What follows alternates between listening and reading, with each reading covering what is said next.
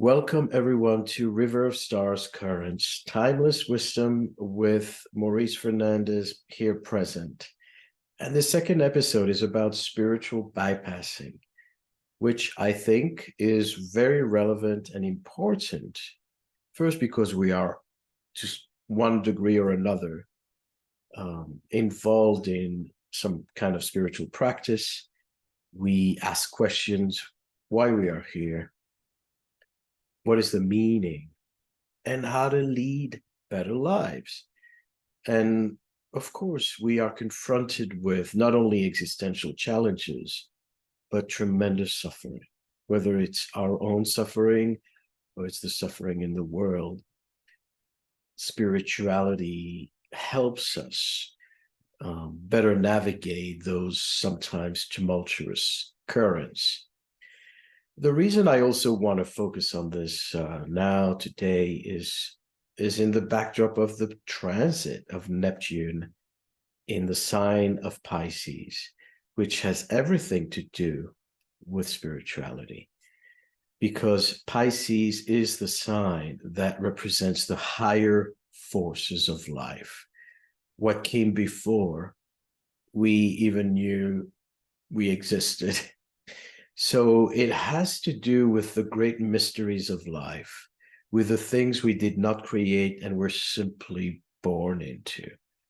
You know, like I often say, we didn't create the sun. There's no one pulling a rope to make the sun rise every morning. We're just born into it. We take it for granted.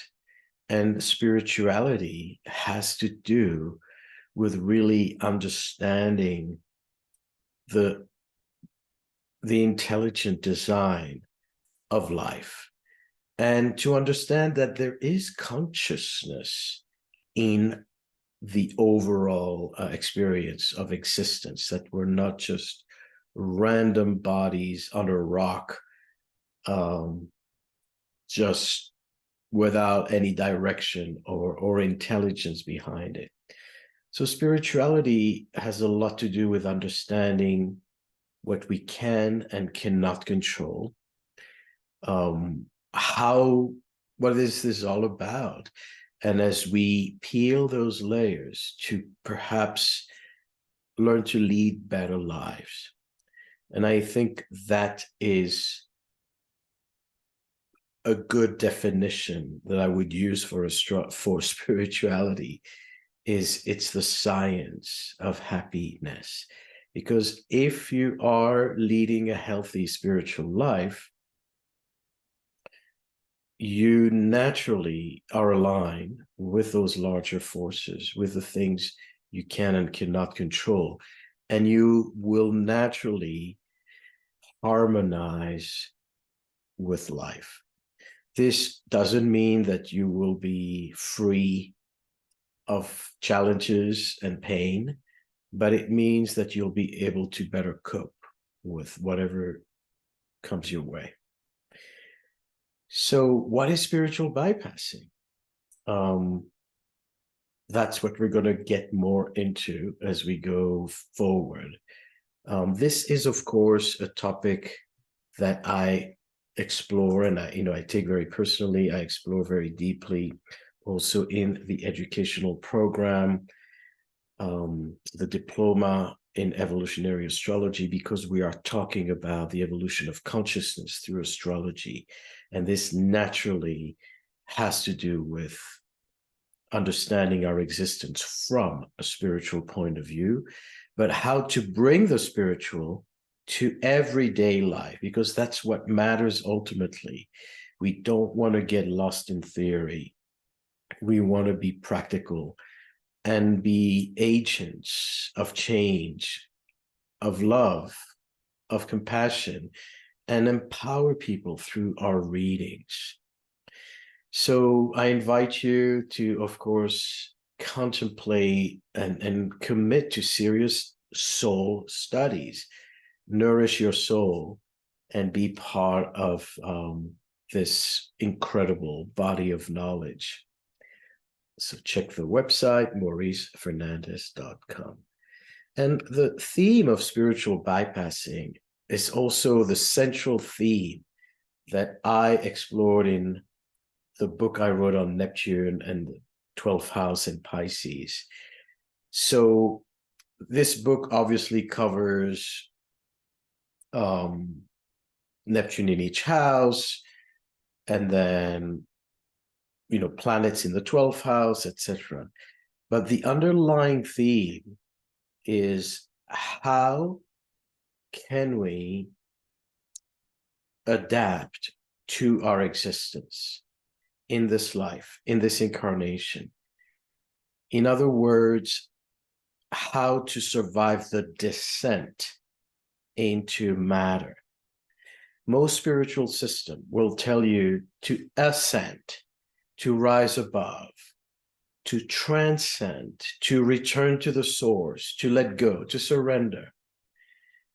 And yet, the challenge is not to ascend. The challenge is to be here, because this is the thick of it all. This is where it's the hardest.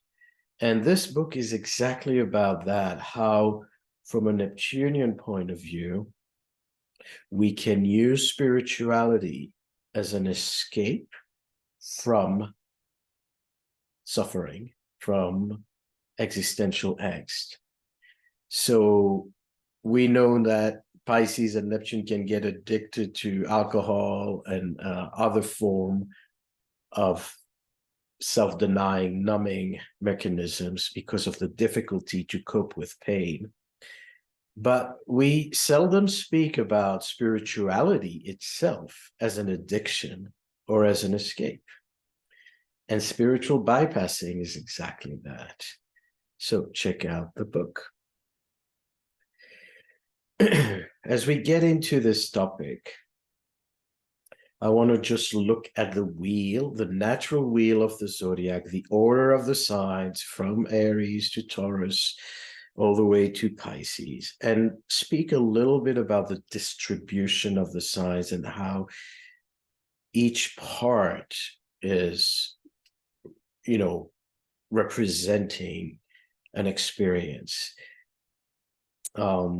And I want to hear, you know, usually I refer to quadrants, you know, first quadrant, first three signs, second quadrant, the third, fourth. Now here I'm going to talk about the tiers. So the last third of the zodiac, starting from Sagittarius to Pisces, is where we develop our transpersonal consciousness, awareness. So I spoke about this on my video about the Pluto-Mars octave, and I recommend sincerely that you check it out.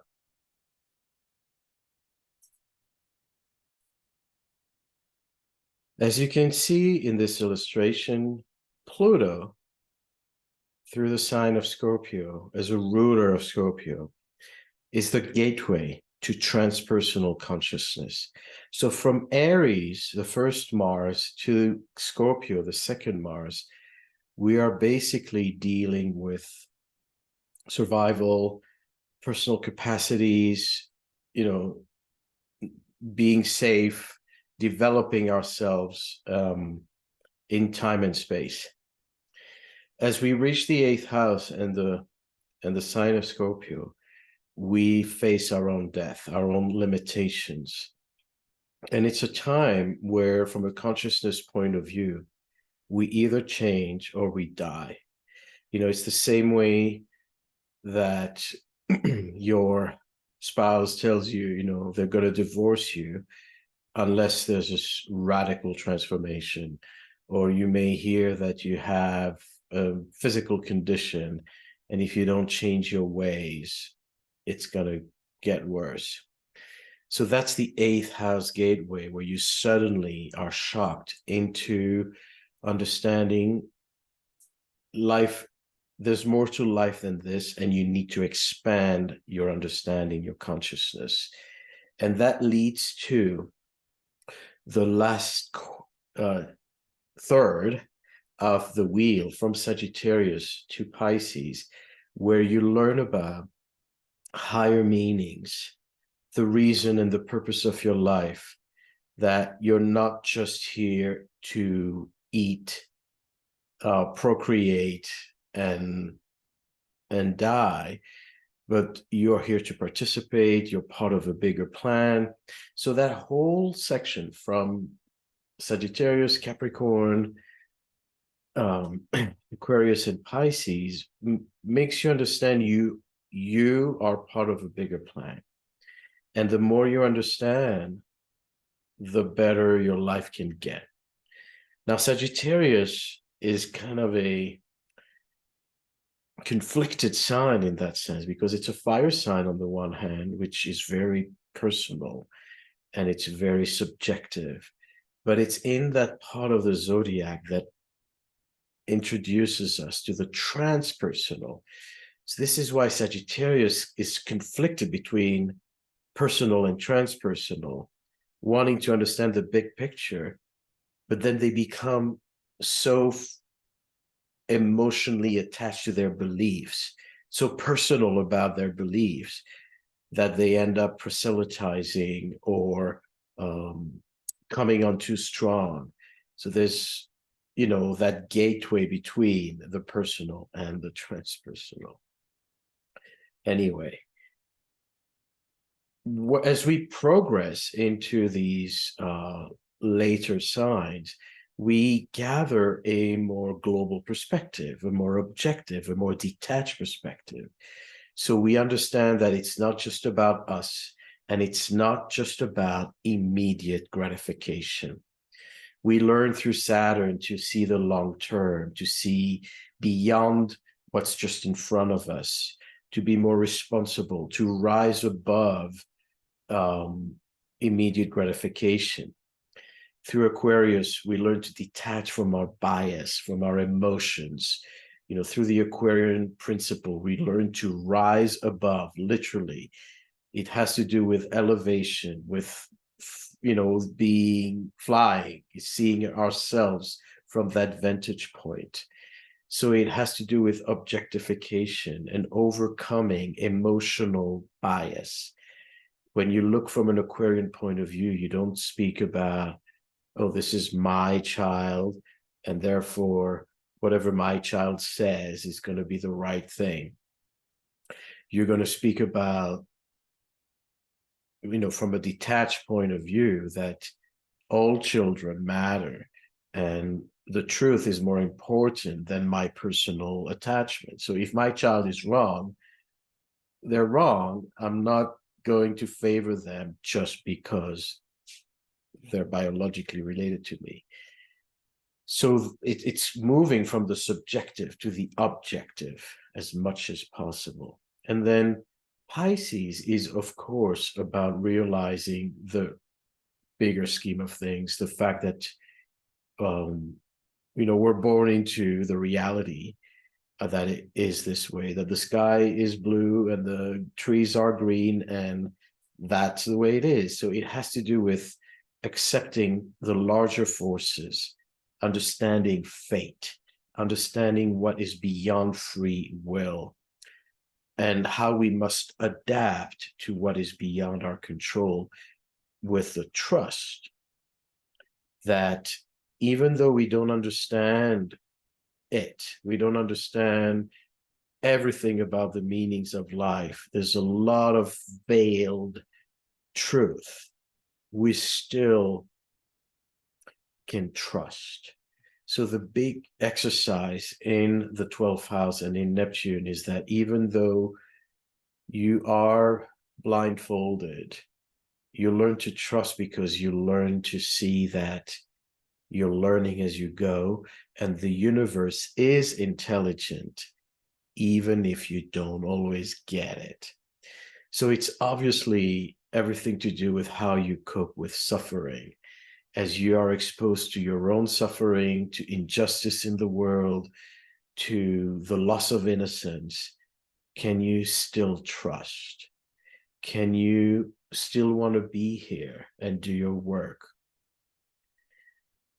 And this is how, through these signs, you develop this transpersonal perspective, want to understand what is the meaning of suffering, what is the meaning of life, what is our purpose here as a species and as a self. So this is part of our spiritual initiation, which is a natural process. Eventually, we're all drawn there because we all have a 12th house, and sooner or later, it knocks into our reality. And we understand that we can't just focus on, what's for dinner tonight. We have to ask deeper questions. So the first quadrant, is very much about incarnation, how to get into our bodies, how to get from A to B. And then the second quadrant is all about what do we do with our lives, not just how we settle in, but how do we direct it? How do we move this vehicle, this engine? And what do we do with our lives? Do we waste it? Are we productive?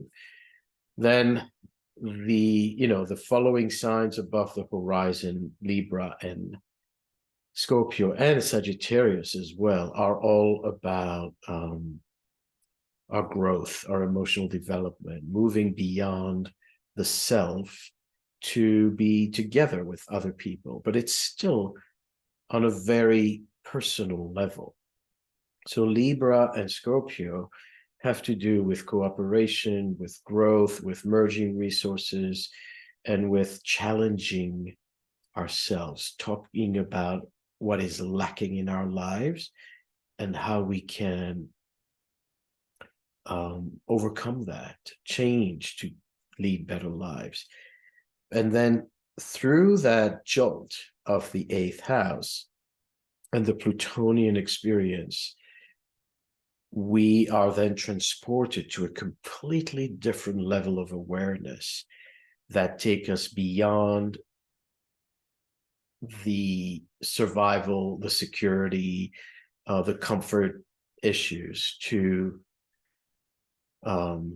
why am I here to begin with? So this is the backdrop, just to give us an understanding of processes and how we can be anywhere on that wheel, and it's a spiral wheel, so it's not two-dimensional. After Pisces, we just don't go back to the same starting point. We are elevating to a higher spiral motion, which is not visible on a two-dimensional wheel. So from there, what is spiritual bypassing? Spiritual is defined as using one's spirituality to avoid facing unresolved issues, either on a personal, interpersonal, systemic level. The term was popular in the 80s. A fellow named John Wellwood, who was a Buddhist teacher, and Buddhism has everything to do with non-attachment, with transcendence. And so as a Buddhist teacher and psychotherapist, he observed the phenomenon in his own spiritual community. So what is spiritual bypassing? We speak about it as using spirituality as a form of escape. Escape because spirituality can provide us with answers. So on the one hand, it's great, if we get answers, if we learn about the fact that we shouldn't be attached to our immediate gratification, that what we think is the most important thing in our lives is really a detail. When when we're able to surrender and see the bigger picture and not take things so personally, how easier it can get.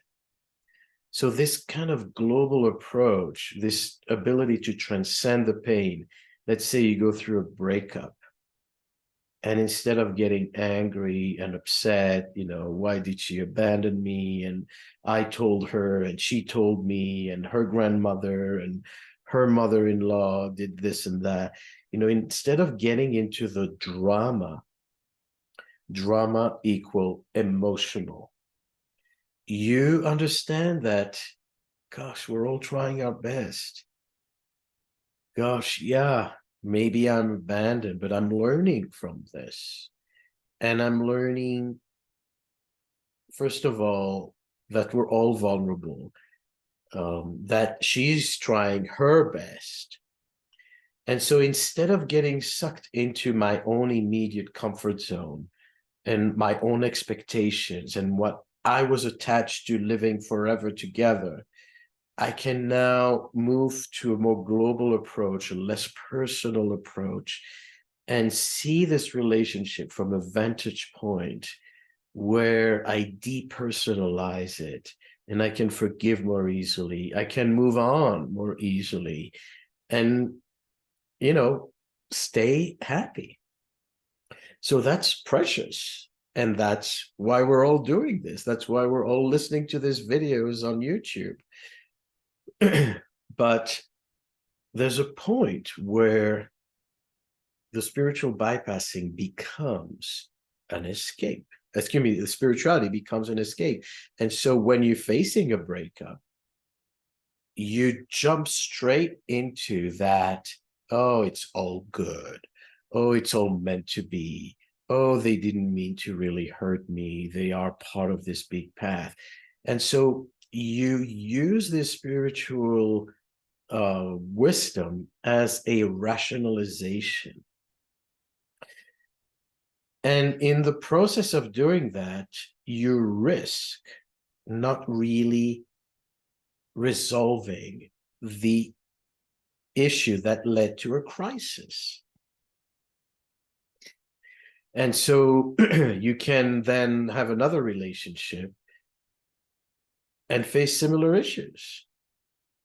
So what happens is that you end up completely investing yourself in that last third of the zodiac, in the transpersonal, in the above it, in the transcendence aspect, and you then start to deny the emotional grief, the emotional pain, the discomfort, the suffering,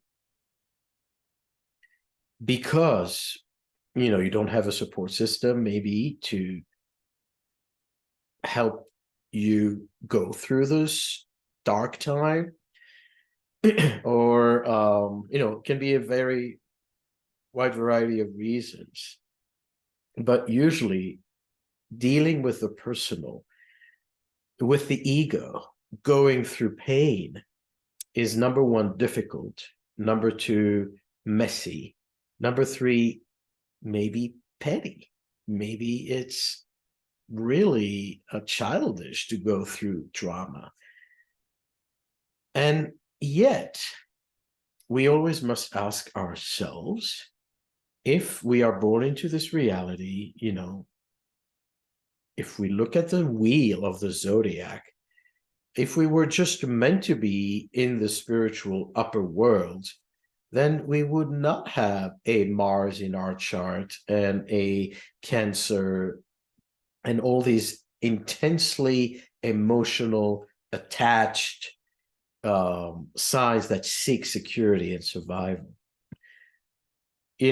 So there's a purpose to having an ego. There's a purpose to experiencing this uncomfortable, maybe more primitive, raw emotions. So back to our spiritual bypassing definitions. I can see that very, that someone in the Buddhist community would become aware of that, because it can be so easy to get into this kind of abstract explanation for everything that you're going through, and give that blanket statement of don't get attached or transcend, or It's all an illusion anyway. You know, time is an illusion. You know, these blanket statements can help us understand our lives until they become a crutch, until we overly lean on them. As everything in life, it's all about balance. Even if we, you know, too much of a good thing can also end up backfiring, and too much spirituality can turn toxic. So it leads to unintegrated spiritual development, where the higher self becomes dissociated with lower self needs and expression, and this lead to bypassing of uncomfortable emotions or even survival needs. So the material world, you know, needing to make a living, that's all so primitive. That's also unevolved, which is part of the concept that a spiritual bypassing person can use, is that, you know, bodily, physical, material needs are an obstacle to higher realization, and they're primitive, inferior. The avoidance of shadow, pushing for constant transcendence of these lower expression. And so when you feel fear or grief or even envy, anger, when you judge something, it's not allowed. It's, you know, you're not evolved if you're so consumed by your anger. You're not evolved if you judge people, you know, and so there can be a lot of slogans or a lot of projections on those who have these emotions, those of us who have these emotions and then feel like guilty or shame that, gosh, why do I feel this? I'm so, you know, I've done so much meditation. I have, you know, I know that there's more to life than this, that I shouldn't be angry at you. I know that these nasty politicians are only part of a larger scheme of things, and I shouldn't really be upset at them. So you basically don't want to be consumed by these emotions, which is, I believe, healthy, but sometimes to the point where you completely ignore them, repress them, deny them. And then we have a problem, because that means it's not resolved. The judgment's still there. The anger's still there. You just put a spin on it. You just hide it. So there's a split between the spiritual and the emotional. Why? Because the spiritual is impersonal. Emotions are personal. Why didn't you call? I'm upset. I wanted to spend time with you. That's the emotional component. Emotions means attachment. When you're emotional about your idea, you believe in it fervently. When you're emotional about your relationship, about your work, any kind of emotional attachment is going to create an association. When you're identified with astrology, you're attached to astrology. And so if someone misunderstands astrology or abuses it, you're going to react. You're going to feel upset. And so the split between emotion and spirituality is when you say, oh, I shouldn't get upset. I should move beyond this. I shouldn't take it personally. And the same thing with spirit and matter. Matter meaning survival, physical discomfort, material attachments, security needs. And so, you know, why do we need to eat so much? This kind of attachment to a routine of feeding Why do we need so much money? You know, why do we get attached to things? You will see a lot, you know, one form of spiritual bypassing is constantly minimizing possessions to a point where, you know, you're living a life as a transient. We're going to touch on that. So, as we said, spirituality is then used as an escape rather than a natural evolutionary state of consciousness. So, there can be constant negativity about the ego. You know, the ego is bad. Anything that is personal, anything about what you want, who you are, is irrelevant. It's selfish. It's instead of ego, it becomes egotistical. When in fact, there is such a thing as a healthy ego. And that is a centerpiece in my book of healthy spirituality, because the ego is the control room of this incarnation. You know, I am Maurice, I'm an astrologer, I live in the 21st century. This is my time and space, this is my orientation, this is what I came here to do. And obviously I'm going to be involved, emotionally involved, attached to the things that pertain to this. And this is what helps me participate, produce, fight for, elevate, basically do what I'm supposed to be doing here.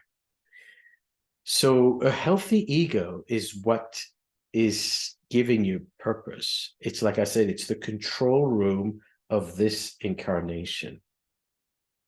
But you get to a spiritual spin where the ego is then perceived as selfish.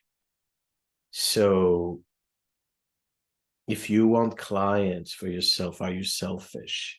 If you need to survive economically, are you selfish? If you want your partner to buy you a present for your birthday, are you selfish? So all these egocentric needs are perceived in a negative light. But again, go to the astrology. The ego is the sun and the moon. Can you live without the sun and the moon? The sun and the moon are the filters through which our soul, our higher self, can operate in this world. So this is, again, the control room of this incarnation. So any kind of attachment is perceived inferior, where you end up so unattached that you become this Teflon, you know, nothing sticks. You are impersonal. Nothing really moves you. Everything's fine.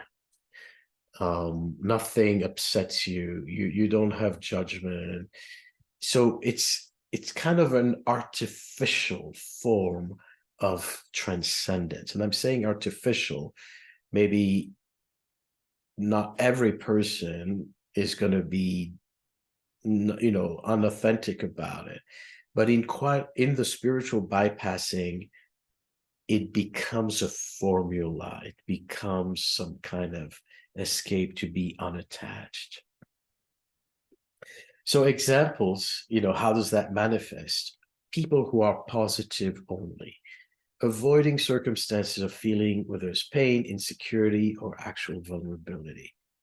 So, you know, yeah, you were fired. It's all good. Don't worry, be happy. You know, I love you no matter what. Losing everything is such a blessing. So you're basically seeing the positive in the situation, which is good. You know, we can all say that, yes, I was fired, and I can cry a river about how unfair this is. or I can see that as an opportunity for a better job. Acceptable. Yes, we should see that. But like everything, if it's too much, then you're only seeing the full glass, full part of the glass. You're kind of getting into this Pollyanna approach of fear of critical thinking, fear of having any kind of emotion. And not only fear, but guilt. And it's interesting that there's so much, in the spiritual bypassing, there's so much judgment about judgment. There's so much fear about fear. Irony. But that's, one of the central ingredients, if you will. It's very common to be constantly positive. So shame and guilt, when you have those emotions, the jealousy, the insecurity, and make people feel they're not evolved enough. So your anger at me is a mirror of your own issues. When someone is negative, when someone confronts you, you put your Teflon and you kind of reflect it back to them, and you don't own anything about what's being said. So there's no real dialogue. Anyone who complains ends up toxic. Oh, you're toxic, you're complaining. Now, yes, some people complain all the time. Some people look for drama compulsively, and that's the other extreme. That's when that's when there's an absence of spirituality, and it's all so attached, immediate, and grumpy. We need to understand balance. Fear is the opposite of love. You are judging, it's all fear. So what you do when you say that, fear is actually a self-preservation mechanism. If you don't fear anything, maybe you're very arrogant because you think you're invincible. So fear and caution are all about self-preservation. We all need it to survive. But it's true that, you will tend to be defensive towards something that you're fearful about. So, you're not going to love something that you're fearful about. So there is truth to that. It's just a matter of how you use it, and to make people feel guilty when they have, when they express caution or discernment. So you're judging, it's all fear. There's a difference between discernment versus being bigoted or being judgmental. That implies that you are judging something that you don't really know much about. It's like someone who's going to say astrologers are new age fairies. Astrology is pseudoscience. So they are judging astrologers without really knowing very much about astrology. So it comes from a place of ignorance, bias, and it's somebody who's taking authority on a subject that they don't understand. That is being judgmental. But passing a judgment and saying, this person was out of line because they abused their authority, or, just saying, discerning when something's out of line, it's necessary judgment. It's necessary discernment. So maybe the terms can be used differently, but at the end of the day, critical thinking is part of survival. and it's part of being smart. But when you have people in spiritual positions, spiritual authorities, who make you feel inferior because you are criticizing something or passing a judgment, it's a way to take away from you critical thinking and to numb your brain so that you will be in that positive numbing of your emotions. This is where spiritual bypassing can become very dangerous. It's not just, oh, a mere avoidance. It has serious consequences, which we will explore soon. So you will also see another form of spiritual bypassing with people moving constantly, jobs, location, because they cannot anchor. There's a chronic detachment, and they're not able to ground because everything that is a little negative is considered toxic. Oh, this job is toxic, and this food is toxic, and these people are toxic. And what ends up happening is that everything in this world becomes toxic. What happens is that you start to isolate yourself, and you have difficulties coping. So in that spiritual bypassing, you are the victim. The whole world is mean. People are inconsiderate. People are greedy. They push you around, or they are abusing the innocent. And you basically withdraw and pull back until you have no friends, you have no job, and you're basically moving constantly because you have extremely low tolerance levels. So your immune system is basically weakening, and that's also dangerous because you end up triggered by everything, and that's not sustainable. But in the mind of the spiritual bypasser, it's justified, and it makes you feel good, right? You're the good person in a mean world. It's very Neptunian to have this kind of self-pity about how good I am and how mean everyone else is. And many of us are extremely sensitive people. The question is, again, are you in an avoidance pattern? Are you avoiding to confront issues, and you're constantly, hiding or moving out? You're not resolving anything. You're just escaping situations. So you're cutting off your family, cutting off your friends, cutting off your colleagues, cutting off. It's not sustainable. So there's something about this that's not working. Now, sometimes, yes, there are toxic people that you need to stay away from. Natural. So how do you know if it's spiritual bypassing or if it's normal self-preservation? You see it if it's a chronic habit. If it happens all the time, if it's basically not isolated, it's not just a situation, it's a strategy, then it's abused.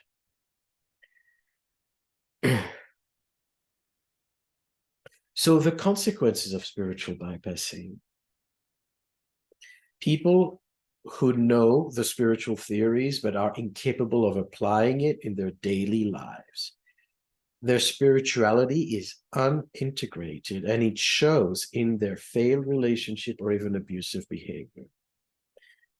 How many of us have encountered, whether through personal experience or hearing about it, how very advanced, sophisticated spiritual leaders fall from grace.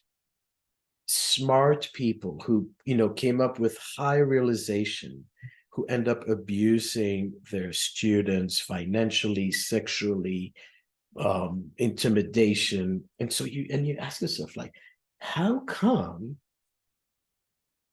this person who is so advanced can act in such a vile and in such a unconscious way and cause harm?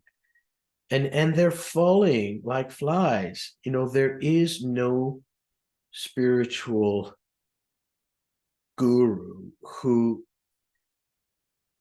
is kind of measuring up to these ethical standards. Even those who we feel most respectful for, we end up seeing cracks in their behaviors. And we can be forgiving. We're all humans, and we can be forgiving if the spiritual leader is not trying to be above it all.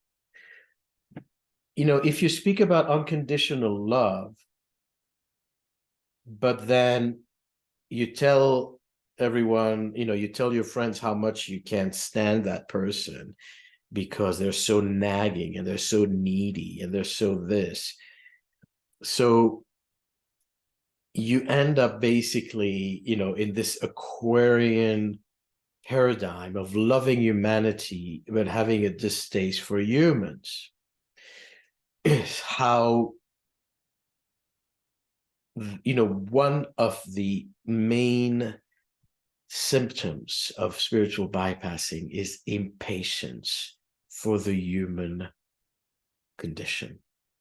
Like, humans, they're hard to deal with. And again, how come you cannot be unconditionally loving? I hate you for it. And so you have a lot of these double standards, do as I say, not as I do. People who speak about these high virtues, but are unable to accept their peers, are unable to form healthy relationships. So, like I said, this can escalate to abusive situations where, because the lower self is not integrated with the higher self, it's almost like you have two separate entities. You kind of become a split personality person, where there's a spiritual self and then there's the other unresolved stuff that takes control. So you are accusing, the corporation of lobbying, having too much power in the government, but in your own little world, you are greedy in other ways. You just don't reflect on that. You justify it. So this can lead, to situations where, like I said, these folks are not integrated in their spirituality, and this will manifest in the fact that their lives are not really together, not as they claim it to be. And we must be fair and say, well, we all have, problems. We all have dysfunctions. But the issue is that we need to understand, if we pretend to be above it all, if we pretend to have resolved the human suffering questions, that's when the spiritual bypassing comes in. It's not about having flaws. It's about pretending you don't have flaws. So the downfall of spiritual teachers whose shadow take over and manipulative behavior camouflaged by spiritual slogans. I mean, having sex with me will raise your vibration. Don't let fear bring judgment. And that means don't criticize me. And like I said, I've seen those in action. And one clear example was John of God, the Brazilian healer who healed many people authentically, and he healed me of, really, really difficult condition. And yet, he ends up abusing women using his practice, to lure them in, to seduce them. And you can see this, high frequency person who is acting in the lowest frequency possible. Does that negate all the good that he did? It's a big question. I'm thankful that he healed me, and I think it's a huge loss that he's not available anymore. But it's an example of being too high, in the upper realms and not dealing with fear of abandonment, with sexual needs, with, your financial security, with all these primal self needs. And that ends up backfiring because whatever you repress will start to distort, will start to have a life of its own, and it's going to show in ugly ways. Same thing with Yogi Bhajan, the guru, the yogi who brought Kundalini Yoga to the West. Brilliant technology, incredible body of knowledge. It worked. It transformed lives. It cured addictions. But, he ended up acting out. He ended up bullying people, abusing people, and it was not consistent with the teachings. And so it can get extremely damaging. But instead of blaming and saying, well, naughty spiritual leaders, how dare they, they're all fake. We need to understand the root cause. Like, why are we losing these wise people? Why are we losing these precious potential? If we all take responsibility in our own spiritual development to avoid spiritual bypassing, and I'm bringing myself into this picture because I'm a teacher, I'm involved in spiritual practice. And so I'm vulnerable to all this stuff myself. And I have, maybe it's a blessing to be born a Scorpio, and you can't avoid shadow work. You wish sometimes it was a little easier. But, yeah, you have to look at the issues, at the shadows with honest eyes. So I'm not, presenting this from a place where I'm above spiritual bypassing. I'm constantly reassessing my own self. And yet, like I said, I've seen people that brought so much good fall in this trap. And then the consequences are so bad that then you don't even want the good that they brought because it's so tainted. Now, detachment disorder, fear of emotions, and lower self. What happens when you're in the spiritual bypassing, because nature is intelligent and the spiritual world will teach you to realign yourself, you may attract shocks, emotional shocks that bring you back to the emotional body. Because if you're floating in those upper spheres, what will bring you back to your incarnation? Sometimes it's a shock, sometimes it's a loss. And the grief is then so significant that you cannot escape it anymore. False modesty is central to spiritual bypassing. I'm so compassionate, I don't have an ego, I love to serve, all this kind of pretentious preciousness, how good, how loving you are, when it's camouflaging a spiritual ego.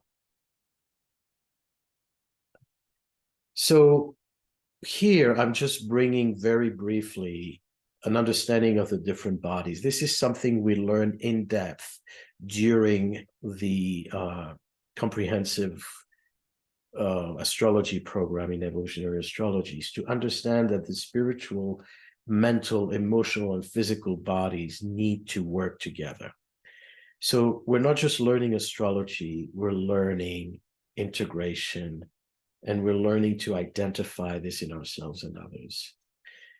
The emotional body, we start with the physical, then the emotional, then the mental, and then the spiritual. The physical is the densest, then the emotional, etc.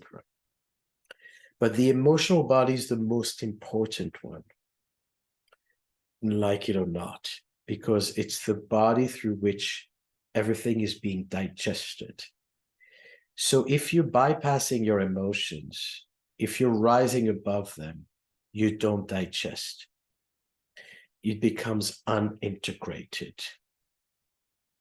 And you end up basically having very intelligent mental body people, spiritual body people, who come here with incredible wisdom, but they cannot lead a normal life because the emotional body is shut down and it's not integrated.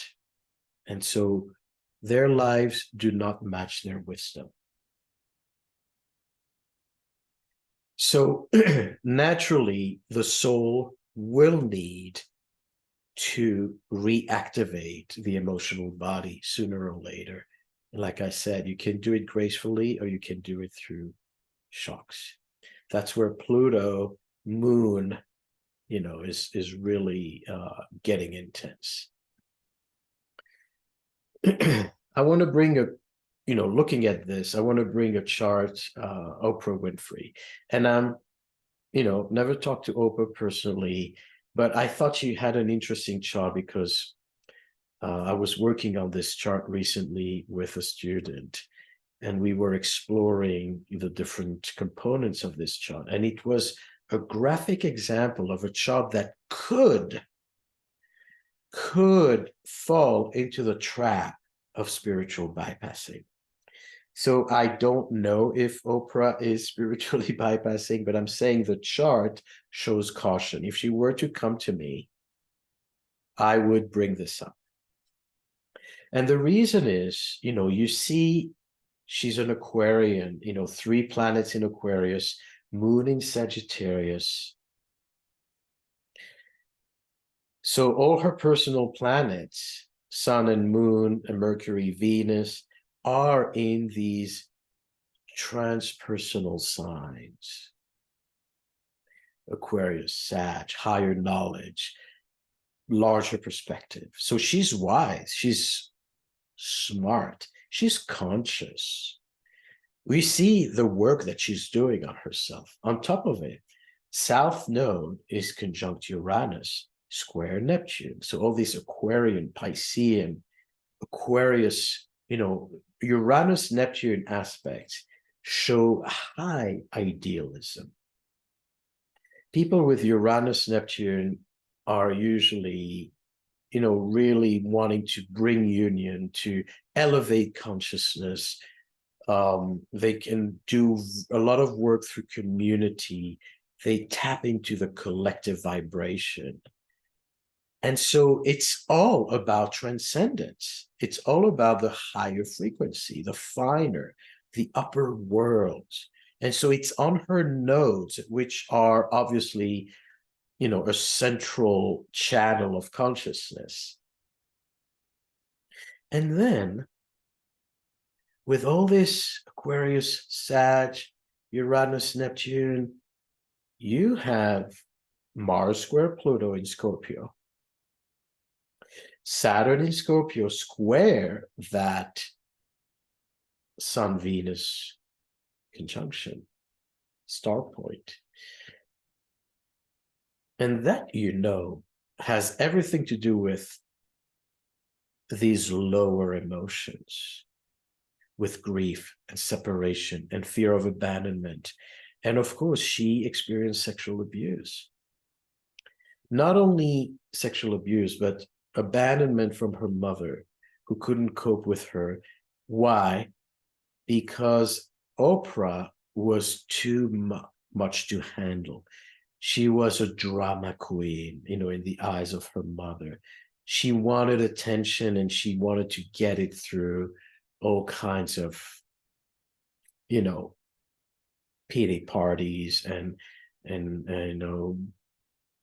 causing trouble. And so her mother was said, like, get out of this house, go and live with your father. And so you see how the mother not being able to cope with the daughter's emotion for whatever reason the mother had leads to this detachment, to the fact that seeking attention is selfish. It's not encouraged. Get over yourself. That's the constant message. And she had to learn to get over herself. And thanks to the Aquarian Uranus on the South Node in Cancer, she could rise above, understand, why her mother did what she did, be more compassionate and understanding. But if you look at that Mars Pluto, you feel that she had to go through a lot of losses, punches, resentment, and very likely anger, because Mars Pluto is about self-empowerment. It's about rising from a place of defeat to victory. So you can bet somebody with a Mars Pluto square had to face defeat. And this is the reason why she's so wealthy and successful, because that Mars Pluto took her down the gutter.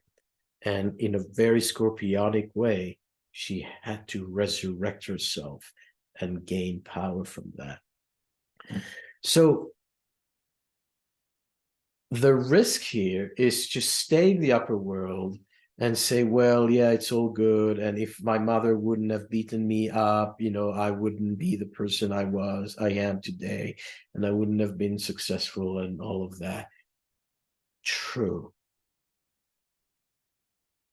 Does that justify, the abuse? That's the issue. So that Mars Pluto and then Saturn Sun has everything to do with the right use of power. We know how powerful she is now. She has a media empire. She's very wealthy. She has tremendous influence. That Pluto Saturn is going to take her to very intense tests of integrity. Are you using your power ethically?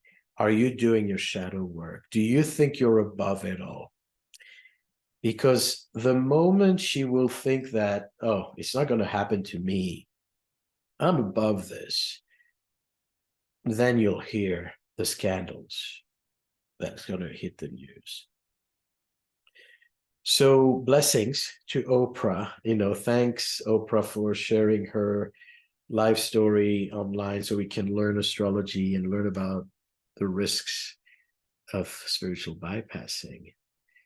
And let's look at a healthy spirituality. First of all, having a sense of humor about life, about yourself. Yeah, don't take yourself too seriously. Don't take your spiritual ascendance too seriously. You're still figuring it out. Chill. Healthy spirituality, patience for the human condition, authentic compassion, where you're able to tolerate vulnerability and mistakes. And you can actually hear people's issues because you care. Practicing what we preach. How do we bring this wisdom to the supermarket? How do we bring this wisdom to our, to the way we do taxes? And loving relationships that are not picture perfect, where you are going to have bad days and you are going to want to confront and be angry and be upset and feel hurt and validate that you are so jealous now. Go there, feel the intensity. That will help you truly resolve it. Acknowledge your blind spot, be truly humble. No need for false modesty. True humility is saying, well, yeah, I guess I was wrong. Sorry. Ask for forgiveness. We need to understand that the lower part, that the ego is there for a reason. God created an ego. Let's not dismiss it so quickly. So what is a healthy ego? So as I showed you, being able to work on all levels, physical, sustain yourself financially, care about financial sustainability, emotional, create healthy attachment, nurture your relationship, show up, be there, and show consistency. Critical thinking for the mental body, discernment, learning and teaching. And on the spiritual level, realize your connection to oneness and share that, transcend, but then curse God if needed. Be upset spiritually. God will get over it. It's okay.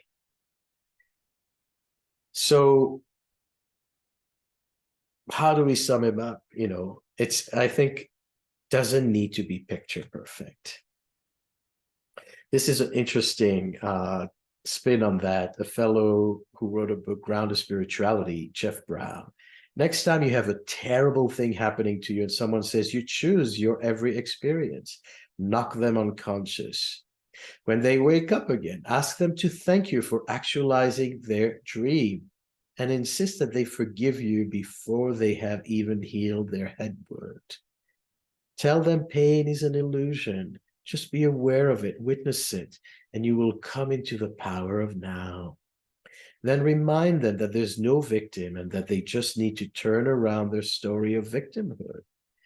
When they try to get up, push them back down to the ground and remind them everything you see and experience is a reflection of you. You must have had some issue that you needed to look at around violence. I gave you a gift. Be grateful. When they begin to get angry, remind them that anger and judgment are substandard emotion and there's never anyone to blame. If this doesn't soften their edge, inform them that the ego is the enemy and that the part of them that is perceived the situation is unacceptable. You are trapped in the matrix and seeing the world through that limited lens, or you're so 2D reality, you haven't transcended yet. And then demand they give you their PIN number so you can learn another valuable lesson about attachment and limitation as you steal their wallet.